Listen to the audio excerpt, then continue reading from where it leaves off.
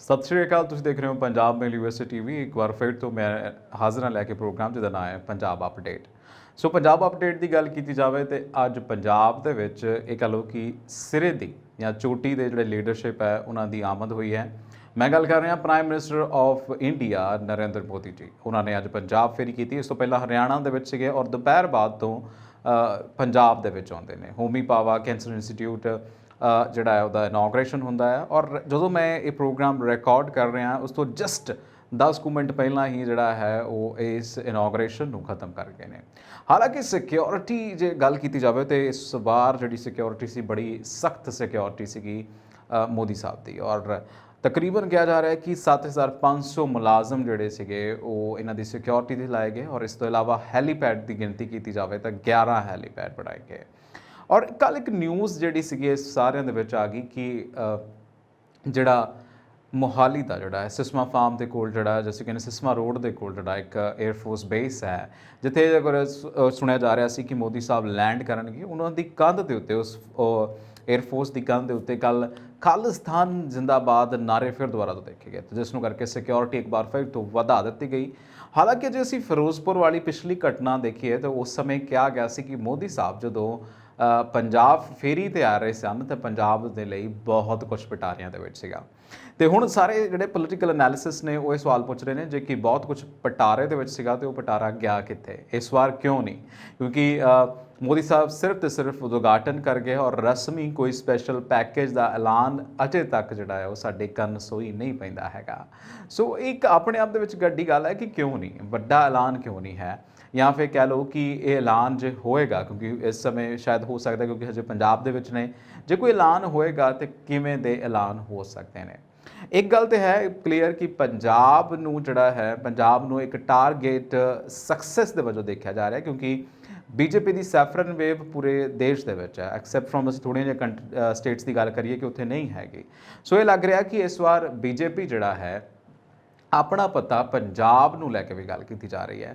ਇਹ ਮੈਂ ਬੜੀ ਫੈਕਚੁਅਲੀ ਗੱਲ ਕਰ ਰਿਹਾ ਕਿਉਂਕਿ ਜੇ ਤੁਸੀਂ 2014 ਦੀ ਗੱਲ ਕਰ ਲਈਏ ਜਦੋਂ ਪੰਜਾਬ ਦੇ ਵਿੱਚ ਪਹਿਲੀ ਵਾਰ ਭਾਜਪਾ ਜਿਹੜੀ ਹੈ ਐਡੀ ਵੱਡੀ ਵਿਕਟਰੀ ਲੈਂਡਸਲਾਈਡ ਵਿਕਟਰੀ ਜਿਹਨੂੰ ਅਸੀਂ ਕਹਿੰਦੇ ਆ ਉਹ ਲੈ ਕੇ ਆਉਂਦੀ ਹੈ ਤਾਂ ਉਸ 2014 ਤੋਂ ਲੈ ਕੇ ਜੇ ਅਸੀਂ ਗੱਲ ਕੀਤੀ ਜਾਵੇ ਤਾਂ 19 ਤੱਕ ਪੰਜਾਬ ਦੇ ਵਿੱਚ ਕੋਈ ਵੀ ਜਿਹੜੀ ਹਲਚਲ ਵੇਖਣ ਨੂੰ ਨਹੀਂ ਮਿਲਦੀ। ਕੋਈ ਸਪੈਸ਼ਲ ਪੈਕੇਜ ਨਹੀਂ ਕਿਉਂਕਿ ਬਿਹਾਰ ਨੂੰ ਸਪੈਸ਼ਲ ਪੈਕੇਜ ਹੈ, ਯੂਪੀ ਨੂੰ ਸਪੈਸ਼ਲ ਪੈਕੇਜ ਹੈ, ਅਜੇ ਤੱਕ ਕਿ ਸਾਡੇ ਗੁਆਂਢੀ ਸੂਬੇ ਹਿਮਾਚਲ ਪ੍ਰਦੇਸ਼ ਨੂੰ ਸਪੈਸ਼ਲ ਪੈਕੇਜਸ ਅਨਾਊਂਸ ਹੋਏ ਨੇ ਪਰ ਉਹਨਾਂ ਦੀ ਤਰਜ਼ ਦੇ ਉੱਤੇ ਪੰਜਾਬ ਨੂੰ ਕੋਈ ਸਪੈਸ਼ਲ ਪੈਕੇਜ ਜਿਹੜਾ ਆ ਉਹਦੀ ਅਨਾਊਂਸਮੈਂਟ ਨਹੀਂ ਹੁੰਦੀ।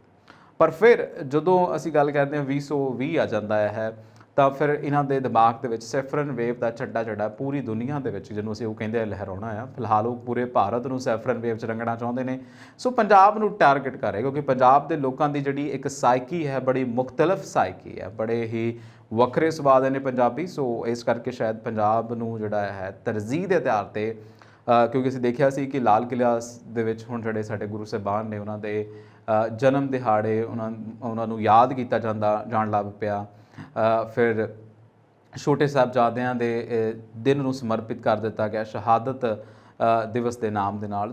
ਇਹ ਉਦੋਂ ਕਿਉਂ ਨਹੀਂ ਯਾਦ ਆਇਆ ਹੈਗਾ, ਇੱਕਦਮ ਕਿਉਂ ਯਾਦ ਆਇਆ? ਚਲੋ ਦੇਰ ਆਏ ਦੁਰਸਤ ਆਏ। ਫਿਲਹਾਲ ਪੰਜਾਬ ਦੇ ਵਿੱਚ ਇਹ ਜਿਹੜਾ ਮੋਹਾਲੀ ਦੇ ਵਿੱਚ ਅਸੀਂ ਉਹਨੂੰ ਕਹਿੰਦੇ ਹਾਂ ਕਿ ਹੋਮੀ ਭਾਭਾ ਕੈਂਸਰ ਜਿਹੜਾ ਹੈ ਸੈਂਟਰ ਹੈ ਉਹ ਇਸ ਕਰਕੇ ਕਿਉਂਕਿ ਇਹ ਜਿਹੜਾ ਇਸ ਦੀ ਜੇ ਮੈਂ ਬਲੂ ਪ੍ਰਿੰਟ ਦੀ ਗੱਲ ਕਰਾਂ ਇਸ ਪੂਰੇ ਪ੍ਰੋਜੈਕਟ ਦੇ ਬਲੂ ਪ੍ਰਿੰਟ ਦੀ ਗੱਲ ਕਰੀਏ ਤਾਂ ਇਹ ਪੂਰਾ ਪ੍ਰੋਜੈਕਟ ਜਿਹੜਾ ਸੀਗਾ ਇਹ ਡਾਕਟਰ ਮਨਮੋਹਨ ਸਿੰਘ ਜਿਹੜੇ ਕਿ ਸਾਬਕਾ ਸਾਡੇ PM ਰਹਿ ਚੁੱਕੇ ਨੇ ਉਹਨਾਂ ਦਾ ਇੱਕ ਸੁਪਨੇ ਦਾ ਪ੍ਰੋਜੈਕਟ ਸੀਗਾ। ਉਹ ਕਹਿੰਦੇ ਸੀ ਕਿ ਪੰਜਾਬ ਦੇ ਵਿੱਚ ਉਸ ਸਮੇਂ ਜਿਹੜੇ ਨੇ ਕੈਂਸਰ ਦੇ ਬਹੁਤ ਕੇਸਿਸ ਜਿਹੜੇ ਸੀਗੇ ਆਉਣੇ ਸ਼ੁਰੂ ਹੋ ਗਏ ਸੀਗੇ। ਇੱਥੇ ਤੱਕ ਕਿ ਬਠਿੰਡਾ ਤੋਂ ਜਿਹੜੀ ਦਿੱਲੀ ਵਾਲੀ ਟ੍ਰੇਨ ਜਾਂਦੀ ਸੀ ਉਹਨੂੰ ਕੈਂਸਰ ਟ੍ਰੇਨ ਦੇ ਨਾਮ ਨਾਲ ਜਾਣਾ ਸ਼ੁਰੂ ਕਰ ਦਿੱਤਾ ਗਿਆ ਕਿਉਂਕਿ ਕੁਝ ਕਹਿ ਲਓ ਪਾਣੀ ਕੁਝ ਕੈਮੀਕਲ ਫੈਕਟਰੀਆਂ ਦਾ ਜਿਹੜਾ ਆ ਰਿਹਾ ਸੀਗਾ ਜਾਂ ਫਿਰ ਸਮੌਗ ਧੂੰਆਂ, ਉਸ ਤੋਂ ਇਲਾਵਾ ਬੜੇ ਸਾਰੇ ਕਾਰਨ ਸੀਗੇ।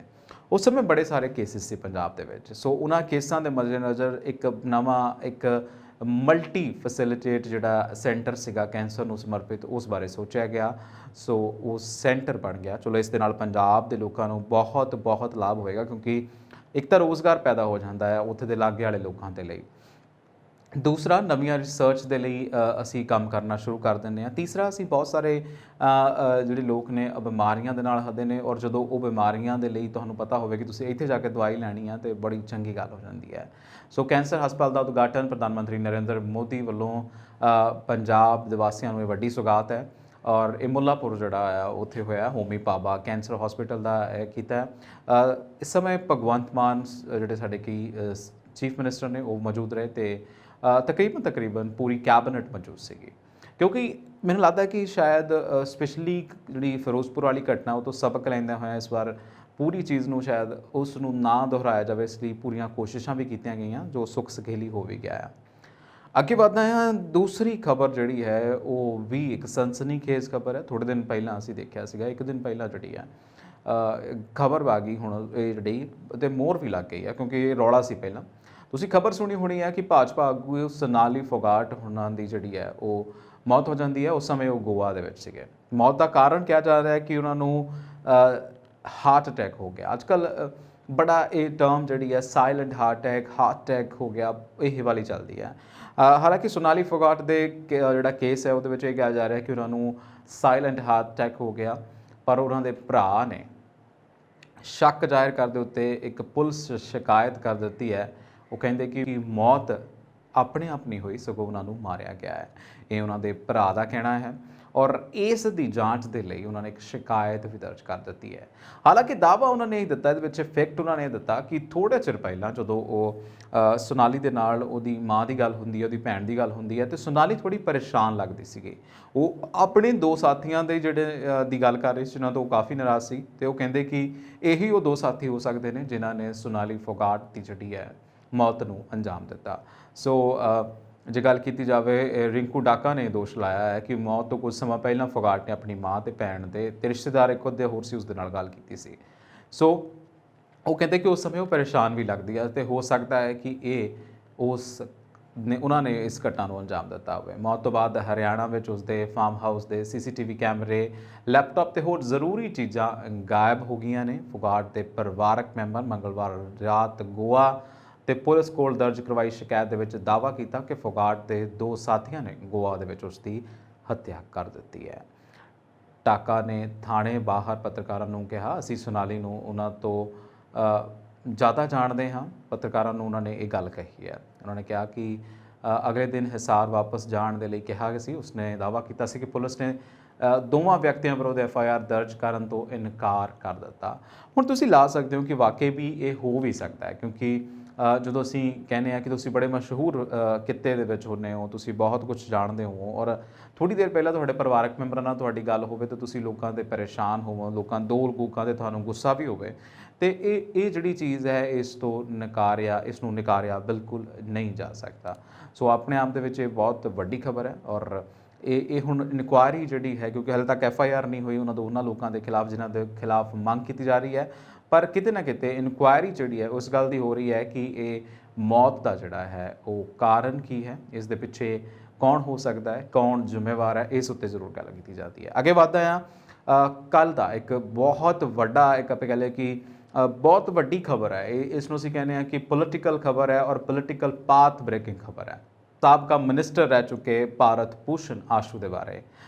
ਭਾਰਤ ਭੂਸ਼ਣ ਜਿਨ੍ਹਾਂ ਨੂੰ ਵਿਜੀਲੈਂਸ ਨੇ ਗ੍ਰਿਫਤਾਰ ਕੀਤਾ, ਔਰ ਉਹਨਾਂ ਨੂੰ ਕਿਹਾ ਸੀ ਉਹਨਾਂ ਦੇ ਉੱਤੇ ਦੋਸ਼ ਹੈ, ਜਾਂ ਇਹ ਕਹਿ ਲਓ ਕਿ ਇਹ ਗੱਲ ਕਹੀ ਜਾ ਰਹੀ ਹੈ ਕਿ 2000 ਕਰੋੜ ਰੁਪਏ ਦਾ ਘਾਟਾ। ਜੇ ਉਂਗਲੀਆਂ 'ਤੇ ਗਿਣੇ ਤੇ ਆਮ ਲੋਕ ਜਿਹੜਾ ਹੈ ਉਸ ਨੂੰ ਗਿਣ ਵੀ ਨਾ ਸਕਣ, ਜਿੰਨੀ ਉਹ ਜਿਹੜੀ ਹੈ ਮਾਇਆ ਦੱਸੀ ਜਾ ਰਹੀ ਹੈ। ਫਿਲਹਾਲ ਭਾਰਤ ਭੂਸ਼ਣ ਹੁਣਾਂ ਦੇ ਹੱਕ ਦੇ ਵਿੱਚ ਪੂਰੇ ਕਾਂਗਰਸੀ ਡਟੇ ਹੋਏ ਨੇ। ਜੇ ਮੈਂ ਗੱਲ ਕਰਾਂ ਇਸ 2 ਦਿਨਾਂ ਦੇ ਵਿੱਚ ਬਹੁਤ ਕੁਝ ਹੋ ਗਿਆ।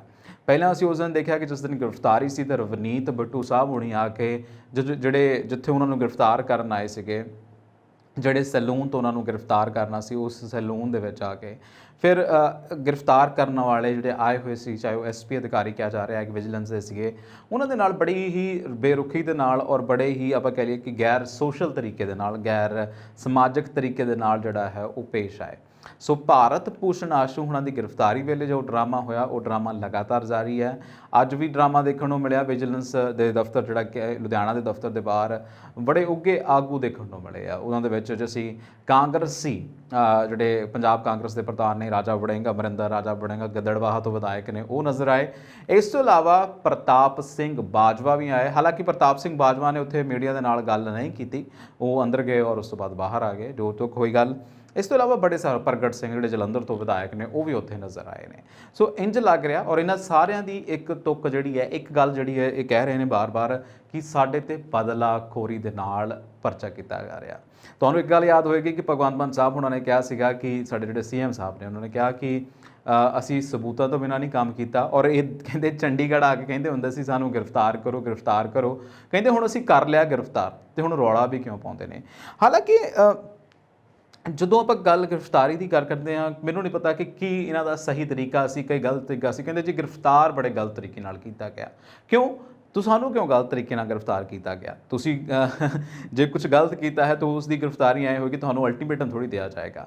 ਤੁਸੀਂ ਕਿਉਂ ਲਾਅ ਤੋਂ ਭੱਜਦੇ ਹੋ? ਤੁਹਾਡੇ ਲਈ ਵੀਆਈਪੀ ਟ੍ਰੀਟਮੈਂਟ ਹੋਵੇ। ਹਾਲਾਂਕਿ ਉਹਨਾਂ ਨੂੰ ਹੁਣ 4 ਦਿਨ ਦਾ ਉਹਨਾਂ ਦਾ ਰਿਮਾਂਡ ਜਿਹੜਾ ਕੱਲ੍ਹ ਹੋ ਗਿਆ ਸੀ, ਕਦੋਂ ਉਹਨਾਂ ਨੂੰ ਲੁਧਿਆਣਾ ਵਿੱਚ ਪੇਸ਼ ਕੀਤਾ ਗਿਆ, ਲੁਧਿਆਣਾ ਮੈਜਿਸਟ੍ਰੇਟ ਦੇ ਸਾਹਮਣੇ ਪੇਸ਼ ਕੀਤਾ ਗਿਆ ਸੀਗਾ, ਤੇ 4 ਦਿਨ ਦਾ ਰਿਮਾਂਡ ਜਿਹੜਾ ਸੀ ਵਿਜੀਲੈਂਸ ਵਿਭਾਗ ਨੂੰ ਮਿਲ ਗਿਆ ਸੀਗਾ।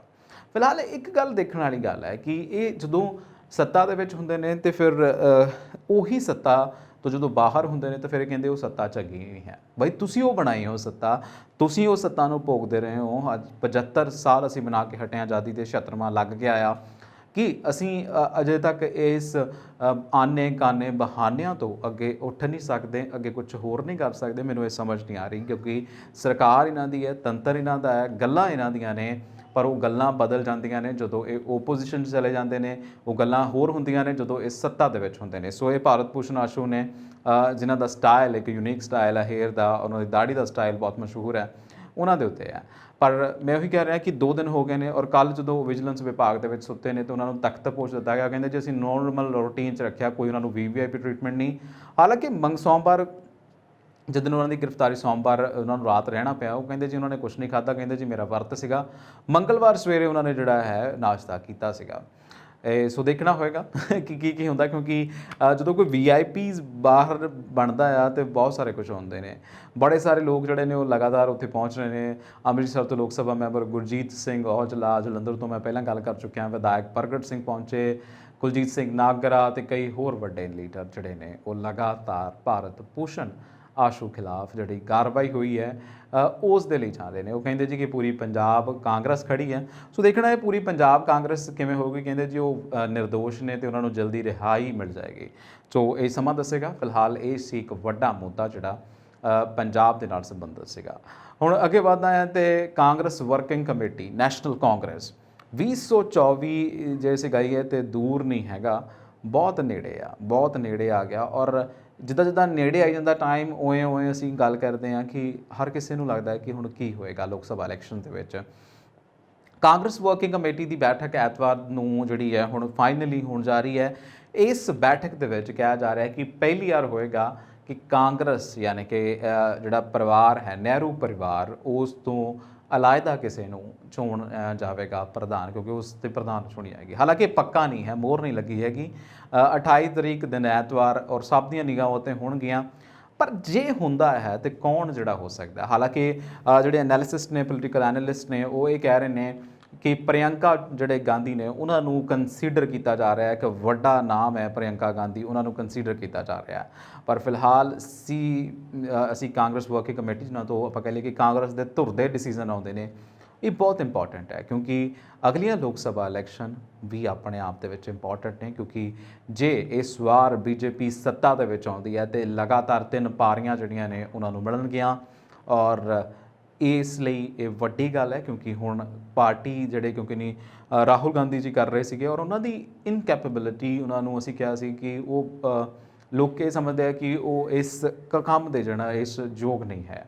ਫਿਲਹਾਲ ਮੈਂ ਤੁਹਾਨੂੰ ਦੱਸਦਾ ਕਿ ਸਭ ਦੇ ਵਿੱਚ ਸੋਨੀਆ ਗਾਂਧੀ ਸ਼ਾਇਦ ਫਿਜ਼ੀਕਲੀ ਮੌਜੂਦ ਨਾ ਹੋਣ ਕਿਉਂਕਿ ਉਹ ਮੈਡੀਕਲ ਜਾਂਚ ਦੇ ਲਈ ਵਿਦੇਸ਼ ਜਾ ਰਹੇ ਨੇ।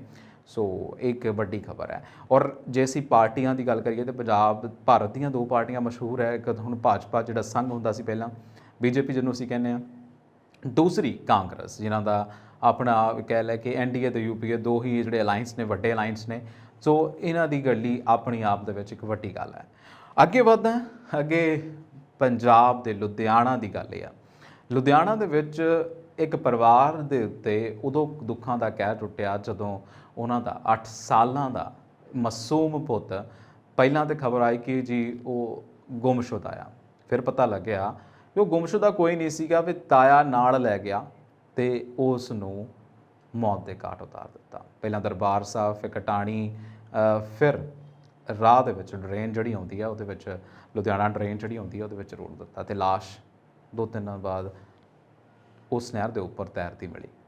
ਕਿੱਦਾਂ ਕਿਸ ਦਾ ਦਿਲ ਕਰ ਜਾਂਦਾ ਹੈ? ਅਸੀਂ ਕਿੱਥੇ ਆ ਗਏ ਹਾਂ? ਇੱਕ ਆਪਣੇ ਆਪ ਨੂੰ ਬੜਾ ਵੱਡਾ ਸਵਾਲ ਜਿਹੜਾ ਹੈ, ਤਿੰਨਾਂ ਭੈਣਾਂ ਦਾ ਇਕਲੌਤਾ 8 ਸਾਲਾਂ ਦਾ ਸਹਿਜ ਅੱਜ ਉਹਦਾ ਅੰਤਿਮ ਅਰਦਾਸ ਸੀ, ਉਹਦਾ ਭੋਗ ਪਏ ਨੇ। ਕਿਵੇਂ ਦੀ ਮਹਿਸੂਸ ਕਰ ਰਹੇ ਹਾਂ? ਕਦੀ ਅਸੀਂ ਸੋਚਿਆ ਕਿ ਸਾਡਾ ਜਿਹੜਾ ਇੱਕ ਸਮਾਜ ਹੈ, ਪਹਿਲਾਂ ਵੀ ਅਸੀਂ ਦੇਖਿਆ ਕਿ ਖਬਰ ਸਾਡੇ ਕੋਲੇ ਸੀਗੀ, ਇੱਕ ਮਾਸੂਮ ਬੱਚੀ ਨੂੰ ਜਿਹੜਾ ਜੀਂਦਿਆਂ ਜਿਹੜਾ ਹੈ ਸਹਿਕਦਿਆਂ ਰੇਤਾ ਦੇ ਵਿੱਚ ਦੱਬ ਦਿੱਤਾ। ਉਦੋਂ ਸਾਨੂੰ ਬੜਾ ਰਵਾਇਆ ਗਿਆ। ਇਹ ਸਾਡਾ ਹੀ ਸਮਾਜ ਹੈ ਨਾ। ਇਹ ਤਾਂ ਇੱਕਾ ਦੁੱਕਾ ਖਬਰਾਂ ਨੇ ਜਿਹੜੀਆਂ ਇਹ ਕਹਿ ਲਈਏ ਕਿ ਲਾਈਮ ਲਾਈਟ ਦੇ ਵਿੱਚ ਆ ਜਾਂਦੀਆਂ ਨੇ। ਇਸ ਤੋਂ ਇਲਾਵਾ ਵੀ ਬਹੁਤ ਸਾਰੀਆਂ ਖਬਰਾਂ ਨੇ ਜਿਹੜੀਆਂ ਲਾਈਮ ਲਾਈਟ ਤੋਂ ਦੂਰ ਰਹਿ ਜਾਂਦੀਆਂ ਨੇ, ਲਾਈਮ ਲਾਈਟ ਪਿੱਛੇ ਰਹਿ ਜਾਂਦੀ ਹੈ। ਉਹਨਾਂ ਖਬਰਾਂ ਦੇ ਉੱਤੇ ਸ਼ਾਇਦ ਗੱਲ ਵੀ ਨਹੀਂ ਕੀਤੀ ਜਾਂਦੀ। ਪਰ ਸਹਿਜ ਇੱਕ ਉਹ ਉਦਾਹਰਨ ਹੋ ਗਈ ਹੈ। ਕਹਿੰਦੇ ਕਿ ਕਿਸੇ ਦੇ ਉੱਤੇ ਆਪਣੇ ਜਵਾਕ ਦੇ ਤਵੇਂ ਭਰੋਸਾ ਨਹੀਂ ਕਰਨਾ ਚਾਹੀਦਾ।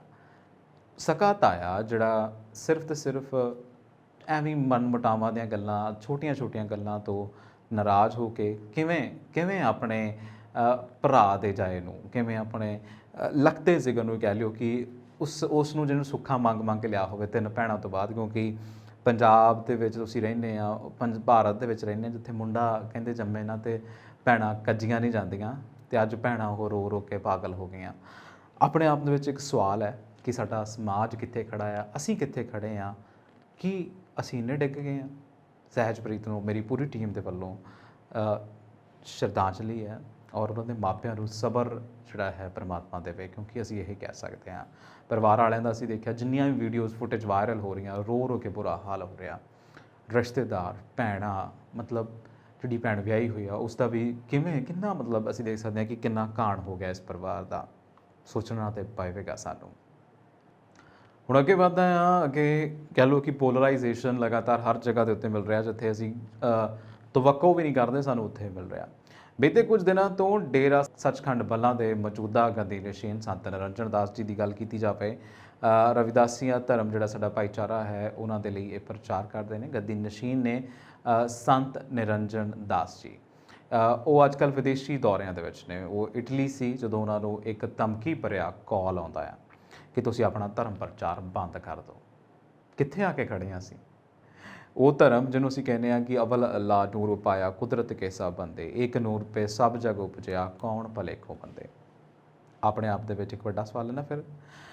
ਪਰ ਇਸ ਗੱਲ ਦੀ ਜਿਹੜੀ ਹੈ ਪੁਸ਼ਟੀ ਕੀਤੀ ਗਈ ਹੈ ਕਿ ਜਿਸ ਨੰਬਰ ਤੋਂ ਉਹਨਾਂ ਨੂੰ ਕਾਲ ਆਈ ਹੈ ਉਹ ਕਿਸੇ ਕੈਦੀ ਦਾ ਹੈ ਜਿਹੜਾ ਕਪੂਰਥਲਾ ਦੀ ਜੇਲ੍ਹ ਦੇ ਵਿੱਚ ਬੰਦ ਹੈ, ਔਰ ਉਸਨੇ ਕਿਉਂ ਕੀਤਾ, ਕਿਸ ਤਰੀਕੇ ਕੀਤਾ, ਇਸ ਦੀ ਜਾਂਚ ਕੀਤੀ ਜਾ ਰਹੀ ਹੈ। ਹਾਲਾਂਕਿ ਜਿਹੜੀ ਹੁਣ ਪੰਜਾਬ ਦੇ ਵਿੱਚ ਮੌਜੂਦਾ ਇਹ ਭਾਈਚਾਰਾ ਹੈ ਇਹਨਾਂ ਦਾ, ਸੱਚਖੰਡ ਬੱਲਾ ਵਾਲਿਆਂ ਹੁਣਾਂ ਦੇ ਜਿਹੜੇ ਲੋਕ ਨੇ, ਜਿਹੜੇ ਇੱਥੇ ਵੀ ਬੈਠੇ ਨੇ, ਔਰ ਰਵਿਦਾਸੀਆ ਭਾਈਚਾਰਾ ਜਿਹੜਾ ਸਾਡਾ ਉਹਦੇ ਲੋਕ ਨੇ, ਉਹਨਾਂ ਨੇ ਇੱਕ ਪ੍ਰੈਸ ਨੋਟ ਰਾਹੀਂ ਮੀਡੀਆ ਨੂੰ ਵੀ ਖਬਰ ਦਿੱਤੀ ਹੈ, ਔਰ ਆਪਣਾ ਜਿਹੜਾ ਇੱਕ ਮੰਗ ਪੱਤਰ ਹੈ ਉਹ ਵੱਡੇ ਜਿਹੜੇ ਦਿਹਾਤੀ ਐਸਐਸਪੀ ਨੇ ਉਹਨਾਂ ਨੂੰ ਵੀ ਦੇ ਦਿੱਤਾ ਹੈ, ਔਰ ਉਸ ਦੇ ਵਿੱਚ ਕਿਹਾ ਵੀ ਜਾ ਰਿਹਾ ਕਿ ਜਾਂਚ ਕੀਤੀ ਜਾ ਰਹੀ ਹੈ। ਪਰ ਸਵਾਲ ਇਹ ਉੱਠਦਾ ਹੈ ਕਿ ਅਸੀਂ ਕਿਉਂ ਕਹਿ ਰਹੇ ਇਹਨਾਂ ਦੇ ਪਿੱਛੇ ਤਾਕਤਾਂ ਕੌਣ ਹੈ? ਕੋਈ ਐਵੇਂ ਕਿਸੇ ਨੂੰ ਮੂੰਹ ਚੱਕ ਕੇ ਫੋਨ ਨਹੀਂ ਕਰ ਦਿੰਦਾ। ਸ਼ਾਇਦ ਇਹਦੀ ਤਫਤੀਸ਼ ਦੀ ਲੋੜ ਹੈ, ਕਿਉਂਕਿ ਜੇਕਰ ਇੱਦਾਂ ਹੁੰਦਾ ਨਾ, ਇਹ ਸਿਰਫ ਇੱਕ ਭਾਈਚਾਰੇ ਦਾ ਨੁਕਸਾਨ ਨਹੀਂ ਹੈ, ਇਹ ਭਾਈਚਾਰਿਆਂ ਦੇ ਵਿੱਚ ਕੜੱਤਣ ਪੈ ਜਾਂਦੀ ਹੈ। ਜਦੋਂ ਅਸੀਂ ਪੰਜਾਬ ਦੀ ਗੱਲ ਕਰਦੇ ਹਾਂ ਨਾ, ਤਾਂ ਪੰਜਾਬ ਰਿਸ਼ਤਿਆਂ ਨੂੰ ਸਹਿਜਣ ਵਾਲਾ ਪੰਜਾਬ ਹੈ। ਪੰਜਾਬ ਜਿਵੇਂ ਪਾਣੀ ਜਿਹੜਾ ਹੈ ਬੂਟਿਆਂ ਨੂੰ, ਫੁੱਲਾਂ ਨੂੰ, ਫਲਾਂ ਨੂੰ ਦੇ ਕੇ ਉਹਨਾਂ ਨੂੰ ਸੋਹਣੇ ਬਣਾਉਂਦਾ ਨਾ, ਤਿਵੇਂ ਅਸੀਂ ਇੱਥੇ ਰਿਸ਼ਤੇ ਸਹਿਜਦੇ ਹਾਂ, ਅਸੀਂ ਉਹਨਾਂ ਨੂੰ ਪਿਆਰ ਦਿੰਦੇ ਹਾਂ। ਅਸੀਂ ਇਹ ਨਹੀਂ ਦੇਖਦੇ ਕਿ ਇਹ ਜਿਹੜਾ ਰਿਸ਼ਤਾ ਹੈ ਇਹਦੇ ਵਿੱਚ ਨਫਾ ਵੱਧ ਹੈ, ਨੁਕਸਾਨ ਵੱਧ ਹੈ, ਜਾਂ ਇਹ ਕਿਸੇ ਧਰਮ ਦਾ ਹੈ ਕਿ ਫਲਾਣੇ ਧਰਮ ਦਾ ਹੈ। ਪੰਜਾਬ ਦੇ ਵਿੱਚ ਅਸੀਂ ਹਮੇਸ਼ਾ ਕਿਸੇ ਦੀ ਮਦਦ ਲਈ ਖੜੇ ਹਾਂ। ਸੋ ਇਹ ਮੈਨੂੰ ਲੱਗਦਾ ਹੈ ਕਿ ਐਡਮਿਨਿਸਟ੍ਰੇਟਿਵ ਨੂੰ ਵੱਡੀ ਜਿਹੜੀ ਕਾਰਵਾਈ ਦੇ ਉੱਤੇ ਕਰ ਲੈਣੀ ਚਾਹੀਦੀ ਹੈ, ਔਰ ਬਰੀਕੀ ਦੇ ਨਾਲ ਜਾਂਚ ਕਰਨੀ ਬਹੁਤ ਜ਼ਰੂਰੀ ਹੈ, ਤਾਂ ਜੋ ਪਤਾ ਲੱਗੇ ਕਿ ਇਹਦੇ ਪਿੱਛੇ ਮਨਸ਼ਾ ਕੀ ਹੈ ਔਰ ਅਸਲ ਦੇ ਵਿੱਚ ਇਹਦੇ ਪਿੱਛੇ ਕੌਣ ਹੈ। ਚਲੋ ਹੁਣ ਮੈਂ ਗੱਲ ਕਰਦਾ ਇੱਕ ਵਾਰ ਫਿਰ ਨੈਸ਼ਨਲ ਪੋਲਿਟਿਕਸ ਦੇ ਉੱਤੇ ਆ ਜਾਂਦਾ ਆ। ਕੱਲ੍ਹ ਇੱਕ ਮੈਂ ਗੱਲ ਇਸੇ ਪਲੇਟਫਾਰਮ ਦੇ ਉੱਤੇ ਤੁਹਾਡੇ ਨਾਲ ਸ਼ੇਅਰ ਕੀਤੀ ਸੀ ਕਿ ਅਜੇ ਮਿਸ਼ਰਾ ਟੈਣੀ ਨੇ ਉਹਨਾਂ ਦੀ ਜ਼ੁਬਾਨ, ਵੈਸੇ ਤਾਂ ਬੀਜੇਪੀ ਲੀਡਰ ਦੇ ਵਿੱਚ ਬੀਜੇਪੀ ਦੇ ਲੀਡਰ ਬਹੁਤ ਸਾਰੇ ਇੱਦਾਂ ਦੇ ਨੇ ਜਿਹੜੀ ਜਿਨ੍ਹਾਂ ਦੇ ਅਸੀਂ ਕਹਿ ਲਈਏ ਕਿ ਜ਼ੁਬਾਨ ਜਿਹੜੀ ਹੈ ਉਹ ਕਦੇ ਕਦੇ ਫਿਸਲਦੀ ਨਹੀਂ, ਉਹਨਾਂ ਦੀ ਕਦੇ ਕਦੇ ਸਹੀ ਚੱਲਦੀ, ਬਾਕੀ ਟਾਈਮ ਫਿਸਲੀ ਰਹਿੰਦੀ ਹੈ, ਜਿਨ੍ਹਾਂ ਦੇ ਵਿੱਚ ਰਾਜਾ ਸਿੰਘ ਨੇ ਔਰ ਅਜੇ ਮਿਸ਼ਰਾ ਟੈਣੀ ਨੇ, ਹੈ ਨਾ, ਔਰ ਇਹਦੇ ਵਿੱਚ ਪ੍ਰਗਿਆ ਠਾਕੁਰ ਵੀ ਆ ਔਰ ਬੜੇ ਸਾਰੇ ਹੋਰ ਨਾਮ ਇਹਦੇ ਵਿੱਚ ਅਸੀਂ ਜੋੜ ਸਕਦੇ ਹਾਂ। ਫਿਲਹਾਲ ਇੱਕ ਇੱਥੇ ਮੈਂ ਗੱਲ ਕਰਾਂਗਾ ਅਜੇ ਮਿਸ਼ਰਾ ਟੈਣੀ ਹੋਣਾ ਦੀ। ਕੱਲ੍ਹ ਉਹਨਾਂ ਨੇ ਕਿਹਾ ਸੀਗਾ ਕਿ ਜਦੋਂ ਕਿਸੇ ਆਪਣੇ ਸਾਥੀਆਂ ਨੂੰ ਸੰਬੋਧਨ ਕਰ ਰਹੇ ਸੀ, ਉਹ ਕਹਿੰਦੇ ਜੀ ਸਪੋਜ਼ ਕਰੋ ਕਿ ਮੈਂ ਆਪਣੇ ਕਿਸੇ ਦਿੱਲੀ ਤੋਂ ਲਖਨਊ ਜਾ ਰਿਹਾ ਔਰ ਲਖਨਊ ਜਾਣ ਦੇ ਰਾਹ ਦੇ ਵਿੱਚ ਮੈਨੂੰ ਕਈ ਕੁੱਤੇ ਭੌਂਕਦੇ ਨੇ, ਤਾਂ ਉਹਦਾ ਮੇਰੇ 'ਤੇ ਕੀ ਅਸਰ ਹੈ। ਸੋ ਇਹ ਚੀਜ਼ ਜਿਹੜੀ ਹੈ, ਔਰ ਉਹਨਾਂ ਦੇ ਨਾਲ ਜੁੜ ਕੇ ਉਹਨੇ ਕਿਹਾ ਕਿ ਮੈਂ ਜਿਹੜਾ ਹੈ ਰਕੇਸ਼ ਟਕੈਤ ਜਿਹੜੇ ਕਿ ਕਿਸਾਨ ਆਗੂ ਨੇ, ਕਹਿੰਦਾ ਮੈਂ ਉਹਨੂੰ ਕੁਛ ਨਹੀਂ ਮੰਨਦਾ, ਮੇਰੇ ਲਈ 2 ਕੌੜੀ ਦਾ ਬੰਦਾ ਆ ਜਿਹੜਾ 2 ਵਾਰੀ ਚੋਣ ਲੜ ਕੇ ਆਪਣੀ ਜ਼ਮਾਨਤ ਵੀ ਨਹੀਂ ਬਚਾ ਸਕਿਆ, ਉਹ ਮੇਰੇ ਲਈ ਕਿੱਥੇ ਐਗਜ਼ਿਸਟ ਕਰਦਾ ਆ, ਉਹ ਤਾਂ ਭੌਂਕਦਾ ਤੇ ਭੌਂਕੀ ਜਾਵੇ। ਸੋ ਇਹ ਜਿਹੜੀਆਂ ਚੀਜ਼ਾਂ ਨੇ ਇਹ ਇੱਕ ਵਾਰ ਫਿਰ ਤੋਂ ਵੱਡੀ ਹੈ। ਫਿਲਹਾਲ ਮੈਂ ਜੋ ਖਬਰ ਤੁਹਾਡੇ ਨਾਲ ਸਾਂਝੀ ਕਰ ਰਿਹਾ ਉਹ ਇਹ ਹੈ ਕਿ ਰਾਜਾ ਸਿੰਘ ਤੇ ਅਜੇ ਮਿਸ਼ਰਾ ਟੈਣੀ ਹੁਣਾਂ ਨੂੰ ਕੱਲ੍ਹ ਬੀਜੇਪੀ ਤੋਂ ਸਸਪੈਂਡ ਕਰ ਦਿੱਤਾ। ਰਾਜਾ ਸਿੰਘ ਦੀ ਗੱਲ ਕਰਾਂ ਤੇ ਇੱਕ ਬੈਂਗਲੁਰੂ ਤੋਂ ਨੇ ਔਰ ਬੈਂਗਲੁਰੂ ਦੇ ਵਿੱਚ ਜਿਹੜਾ ਸੀਗਾ ਫਾਰੂਕ ਜਿਹੜੇ ਨੇ ਕਮੇਡੀਅਨ, ਉਹਨਾਂ ਦਾ ਕੋਈ ਸ਼ੋਅ ਹੋਣਾ ਸੀਗਾ ਔਰ ਉਸ ਨੂੰ ਲੈ ਕੇ ਇਹਨਾਂ ਨੇ ਬਹੁਤ ਵਿਵਾਦਤ ਟਿੱਪਣੀ ਕੀਤੀ ਸੀ। ਉਸ ਤੋਂ ਬਾਅਦ ਇਹਨਾਂ ਨੂੰ ਸਸਪੈਂਡ ਕਰ ਦਿੱਤਾ। ਸਸਪੈਂਡ ਕਰਨ ਤੋਂ ਬਾਅਦ ਇਹਨਾਂ ਦੇ ਹਾਲਾਤ ਸੁਧਰਨਗੇ ਕਿ ਨਹੀਂ ਸੁਧਰਨਗੇ ਇਹ ਦੇਖਣਾ ਹੋਏਗਾ। ਪਰ ਅਕਸਰ ਇਹ ਮੰਨਿਆ ਜਾਂਦਾ ਹੈ ਕਿ ਭਾਜਪਾ ਦੇ ਵਿੱਚ ਇੱਕ ਚਲਨ ਹੈ, ਜੇਕਰ ਤੁਸੀਂ ਅੱਗੇ ਆਉਣਾ ਹੈ ਨਾ ਤਾਂ ਫਿਰ ਕੁਝ ਅਜਿਹੀ ਟਿੱਪਣੀ ਕਰ ਦਿਓ ਜਿਹੜੀ ਕਿ ਬੜੀ ਹੀ ਕਿਸੇ ਹੋਰ ਤਰੀਕੇ ਦੇ ਨਾਲ ਹੋਵੇ ਜਾਂ ਉਕਸਾਊ ਹੋਵੇ, ਤਾਂ ਤੁਸੀਂ ਫਿਰ ਭਾਜਪਾ ਦੀ ਹਾਈ ਕਮਾਂਡ ਦੇ ਅੱਖਾਂ ਦੇ ਵਿੱਚ ਆ ਜਾਂਦੇ ਹੋ ਔਰ ਤੁਹਾਡੇ ਨਾਲ ਸੰਦੇਸ਼ ਜਿਹੜਾ ਤੁਹਾਡੇ ਨਾਲ ਕਹਿ ਲਿਆ ਕਿ ਤੁਹਾਡੇ ਨਾਲ ਸਕੂਨ ਹੈ ਜਾਂ ਸਲੂਕ ਹੈ ਤੁਹਾਡਾ, ਉਹ ਵੀ ਵਧੀਆ ਹੋ ਜਾਂਦਾ ਹੈ। ਅੱਗੇ ਵਧਦਾ ਹਾਂ, ਪੰਜਾਬ ਦੇ ਵਿੱਚ ਆਉਣਾ ਹੈ ਫਿਰ ਤੋਂ ਮੂਸੇਵਾਲਾ ਜਿਹੜਾ ਕਤਲਕਾਂਡ ਸੀਗਾ ਬੰਬੀਹਾ ਗਰੁੱਪ। ਕਿਹਾ ਜਾ ਰਿਹਾ ਸੀਗਾ ਜਦੋਂ ਬੜੀ ਸਾਰੀ ਇਨਕੁਆਇਰੀਜ਼ ਹੁੰਦੀਆਂ ਸੀ ਕਿ ਬੰਬੀਹਾ ਗਰੁੱਪ ਦੇ ਨਾਲ ਨੇੜਤਾ ਸੀ, ਬੰਬੀਹਾ ਗਰੁੱਪ ਦੇ ਪ੍ਰੋ ਸੀਗਾ, ਪਰ ਹੁਣ ਬੰਬੀਹਾ ਗਰੁੱਪ ਨੇ ਕਹਿ ਦਿੱਤਾ ਕਿ ਅਸੀਂ ਬਦਲਾ ਲਵਾਂਗੇ। ਅਸੀਂ ਕਹਿੰਦੇ ਜੀ ਮੂਸੇਵਾਲਾ ਕਤਲਕਾਂਡ ਦਾ ਜਿਹੜਾ ਬਦਲਾ ਲਵਾਂਗੇ ਔਰ ਇਹਦੇ ਹੀ ਚੱਲਦੇ ਆ ਬਿਸ਼ਨੋਈ ਗਰੁੱਪ ਨੂੰ ਜਿਹੜੀ ਧਮਕੀ ਮਿਲ ਗਈ ਹੈ। ਔਰ ਇਸ ਤੋਂ ਇਲਾਵਾ ਜੇ ਗੱਲ ਕੀਤੀ ਜਾਵਾਂ ਤੇ ਸਿੰਗਰ ਮਨਕੀਰਤ ਔਲਖ, ਉਹਨਾਂ ਨੂੰ ਵੀ ਧਮਕੀ ਮਿਲੀ ਹੈ। ਸੋ ਇਹ ਕਹਿ ਰਿਹਾ ਕਿ ਪੰਜਾਬ ਦੇ ਵਿੱਚ ਫਿਰ ਤੋਂ ਮਾਹੌਲ ਖਰਾਬ ਹੋ ਸਕਦਾ ਹੈ। ਹਾਲਾਂਕਿ ਜੇਕਰ ਇਹਨਾਂ ਦੀ ਮੈਂ ਪੋਸਟ ਦੇਖਾਂ, ਬੰਬੀਹਾ ਗਰੁੱਪ ਨੇ ਜਿਹੜੀ ਪੋਸਟ ਪਾਈ ਆ, ਉਹ ਕਹਿੰਦੇ ਆ ਕਿ ਪੰਜਾਬ ਦੇ ਵਿੱਚ ਨਹੀਂ, ਮਤਲਬ ਅਸੀਂ ਬਦਲਾ ਲਵਾਂਗੇ, ਥੋੜ੍ਹਾ ਸਮਾਂ ਲੱਗ ਸਕਦਾ ਪਰ ਅਸੀਂ ਬਦਲਾ ਲਵਾਂਗੇ। ਬਦਲਾ ਕਿੱਦਾਂ ਲਿਆ ਜਾਊਗਾ? ਇਹਦੇ ਨਾਲ ਤੇ ਪੰਜਾਬ ਦਾ ਮਾਹੌਲ ਖਰਾਬ ਹੋ ਜਾਊ। ਉਧਰ ਜੇ ਮੈਂ ਗੱਲ ਕਰਾਂ ਸਿੱਧੂ ਮੂਸੇਵਾਲਾ ਦੇ ਪਿਤਾ ਜੀ ਜਿਹੜੇ ਬਲਕੌਰ ਸਿੰਘ ਮੂਸੇਵਾਲਾ ਨੇ, ਉਹ ਕਹਿੰਦੇ ਨੇ ਕਿ ਅਸੀਂ ਬਹੁਤ ਚਿਰ ਦੇਖ ਲਿਆ ਪੰਜਾਬ ਸਰਕਾਰ ਵੱਲ, ਪੰਜਾਬ ਐਡਮਿਨਿਸਟ੍ਰੇਟਿਵ ਵੱਲ, ਪਰ ਸਾਨੂੰ ਕੋਈ ਵੀ ਤਸੱਲੀ ਵਕਤ ਕਾਰਵਾਈ ਜਿਹੜੀ ਹੈ ਉਹ ਨਜ਼ਰ ਨਹੀਂ ਆ ਰਹੀ। ਸੋ ਉਹ ਕਹਿੰਦੇ ਨੇ ਕਿ ਅਸੀਂ ਹੁਣ ਲੜਾਈ ਜਿਹੜੀ ਹੈ ਸੋਸ਼ਲ ਮੀਡੀਆ 'ਤੇ ਵੀ ਲੜਾਂਗੇ।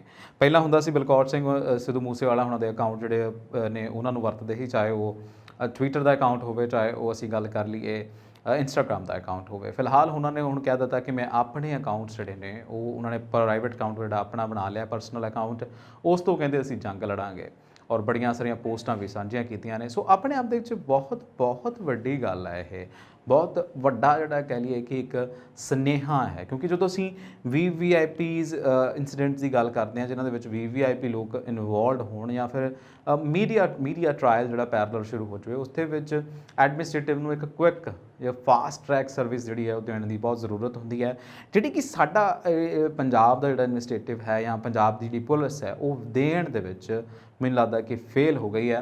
ਕਿਉਂਕਿ ਸਭ ਨੂੰ ਇਨਸਾਫ ਚਾਹੀਦਾ, ਤੁਸੀਂ ਕੀ ਕਰ ਰਹੇ ਹੋ, ਕਿੱਦਾਂ ਕਰ ਰਹੇ ਹੋ, ਕੁਛ ਨਹੀਂ, ਕਿਉਂਕਿ ਇਹ ਹੁਣ ਸਮਾਂ ਵੀ ਕਿੰਨਾ ਹੋ ਗਿਆ। ਇਸ ਲਈ ਇਹ ਮੈਂ ਕਹਿੰਦਾ ਕਿ ਜਿੱਥੇ ਇੱਕ ਬੰਬੀਹਾ ਗਰੁੱਪ ਜਿਹੜਾ ਹੈ ਉਹ ਕਹਿੰਦਾ ਕਿ ਅਸੀਂ ਬਹੁਤ ਜਲਦ ਬਦਲਾ ਲੈ ਲਾਂਗੇ, ਉੱਥੇ ਸਰਕਾਰ ਨੂੰ ਬਦਲਾ ਲੈਣ ਤੋਂ ਪਹਿਲਾਂ ਹੀ ਇਹਨਾਂ ਦੇ ਉੱਤੇ ਸਾਰਿਆਂ ਦੇ ਉੱਤੇ ਇੱਕ ਕਾਰਵਾਈ ਕਰਨੀ ਬਹੁਤ ਜ਼ਰੂਰੀ ਹੈ। ਗੱਲ ਬਿਸ਼ਨੋਈ ਗਰੁੱਪ ਦੀ ਕੀਤੀ ਜਾਵੇ, ਲਾਰੈਂਸ ਬਿਸ਼ਨੋਈ ਦੀ ਮੈਂ ਗੱਲ ਕਰਾਂ ਤਾਂ ਲਾਰੈਂਸ ਬਿਸ਼ਨੋਈ ਹੁਣਾਂ ਦੇ ਲਈ ਤੇ ਕੱਲ ਜੱਗੂ ਭਗਵਾਨਪੁਰੀਆ ਤੇ ਲਾਰੈਂਸ ਬਿਸ਼ਨੋਈ ਦੋਹਾਂ ਦੇ ਲਈ ਦਿੱਲੀ ਤੋਂ ਜਿਹੜਾ ਇਸ ਨੇ ਉਹ ਖਾਸ ਆਰਡਰ ਆ ਗਏ ਸੀ ਕਿ ਇਹਨਾਂ ਦੋਨਾਂ 'ਤੇ ਹਮਲਾ ਹੋ ਸਕਦਾ ਤੇ ਪੰਜਾਬ ਗਵਰਨਮੈਂਟ ਨੂੰ ਇਹਨਾਂ ਦੇ ਲਈ ਕੁਝ ਕਰਨਾ ਚਾਹੀਦਾ ਹੈ। ਦੂਸਰੇ ਬੰਨੇ ਜੋ ਅਸੀਂ ਦੇਖਿਆ ਸੀ ਕਿ VVIP ਟ੍ਰੀਟਮੈਂਟ ਐਂ ਦੇ ਰਿਹਾ ਸੀ ਕਿ ਇਵੇਂ ਉਹਨੂੰ ਇੱਕ ਜੇਲ੍ਹ ਤੋਂ ਦੂਸਰੀ ਜੇਲ੍ਹ ਸ਼ਿਫਟ ਕੀਤਾ ਜਾ ਰਿਹਾ, ਬੁਲਟ ਪ੍ਰੂਫ ਕਾਰ ਵਿੱਚ ਕੀਤਾ ਜਾ ਰਿਹਾ, ਕਿ ਲੋਕਾਂ ਦੇ ਲਈ ਉਹ ਆਈਡਲ ਜਿਹਾ ਬਣਦਾ ਨਜ਼ਰ ਆ ਰਿਹਾ ਸੀਗਾ। ਇਸ ਗੱਲ ਦਾ ਵਿਰੋਧ ਸਿੱਧੂ ਮੂਸੇਵਾਲੇ ਦੇ ਪਿਓ ਨੇ ਯਾਨੀ ਬਲਕੌਰ ਸਿੰਘ ਹੁਣਾਂ ਨੇ ਵੀ ਕੀਤਾ ਆ।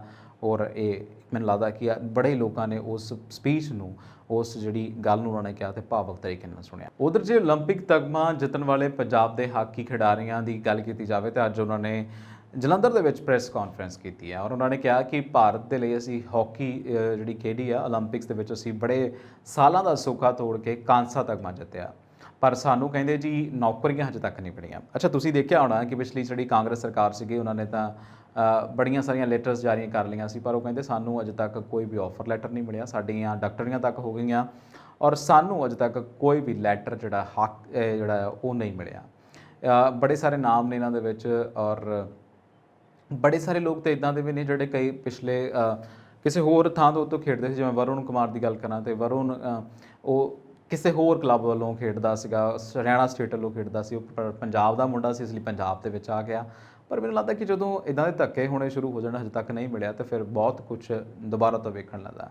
ਨਾਮ ਦੱਸ ਦਿੰਦਾ ਇਹਨਾਂ ਖਿਡਾਰੀਆਂ ਦੇ, ਵਰੁਣ ਕੁਮਾਰ ਨੇ, ਹਾਰਦਿਕ ਸਿੰਘ ਹੈ, ਹਰਦੀਪ ਸਿੰਘ ਰਾਏ ਨੇ, ਸ਼ਮਸ਼ੇਰ ਸਿੰਘ ਨੇ, ਦਿਲਪ੍ਰੀਤ ਸਿੰਘ ਨੇ। ਹਰਮਨਪ੍ਰੀਤ ਸਿੰਘ ਦੀ ਗੱਲ ਕਰਾਂ ਤੁਹਾਨੂੰ, ਹਰਮਨਪ੍ਰੀਤ ਸਿੰਘ ਅੰਮ੍ਰਿਤਸਰ ਤੋਂ ਨੇ।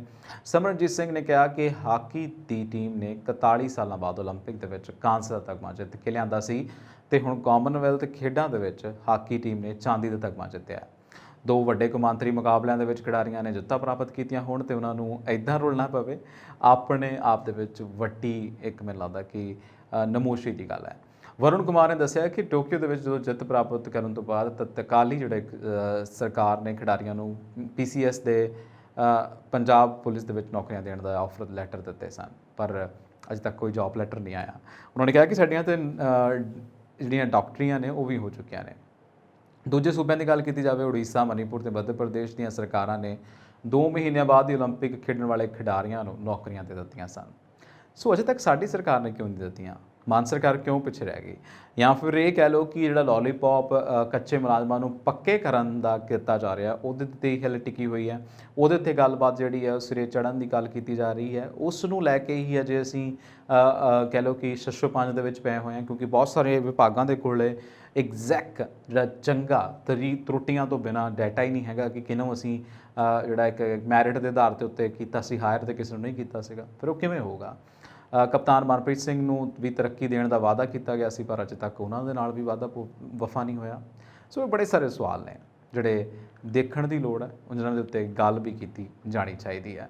ਸੋ ਫਿਲਹਾਲ ਇਹ ਸੀ ਪੰਜਾਬ ਅਪਡੇਟ। ਮੈਂ ਲਗਾਤਾਰ ਤੁਹਾਡੇ ਨਾਲ ਗੱਲਬਾਤ ਕਰਦਾ ਰਹਾਂਗਾ ਵੱਖਰੀਆਂ ਖਬਰਾਂ ਦੇ ਉੱਤੇ।